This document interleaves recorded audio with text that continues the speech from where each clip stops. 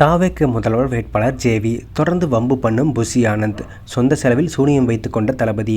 தமிழக வெற்றிக் கழகத்தின் பொதுச் செயலாளர் புஷி ஆனந்த் செய்யும் அட்ராசிட்டிகள் வர வர அதிகமாகிக் கொண்டிருக்கிறது என்று சொல்லலாம். ஒரு காமெடியில் வடிவேலு கொடுத்த காசுக்கு மேலே கூவுறாரு என்று சொல்வார்கள். அதை அப்படியே ஃபாலோ பண்ணும் புஷி ஆனந்த் தொடர்ந்து சமூக வலைதளங்களில் ட்ரோல் மெட்டீரியல் ஆகி வருகிறார்.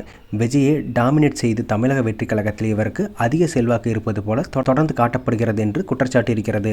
போதாத குறைக்கு திடீரென கோபப்பட்டு மரியாதை இல்லாமல் பேசுகிறார், நடந்தும் கொள்கிறார் என்று சொல்லப்படுகிறது. அது மட்டும் இல்லாமல் மேடை ஏறினாலே விஜய்க்கு ஓவர் பில்டப் கொடுத்து முகம் சுளிக்கும் அளவுக்கு பேசுகிறார்.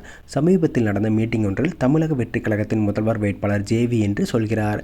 கூட்டத்திலிருந்து அத்தனை பேரும் அவர் யார் என்று தெரியாமல் மிரண்டு போகிறார்கள். மீண்டும் முதல்வர் வேட்பாளர் ஜேவி தளபதி என்று சொல்கிறார். விஜய் என்ற ஒரு பெயர்தான் அவருக்கு மிகப்பெரிய அடையாளம். இன்று அத்தனை தமிழக மக்களும் தாரக மந்திரமாக கூட அந்த பெயரை சொல்லிக் கொண்டிருக்கிறார்கள். இப்படிப்பட்ட சூழலில் திடீரென ஜேவி என்ற பிராண்டை கொண்டு வருவது சகிக்கவில்லை என்றுதான் சொல்ல வேண்டும்.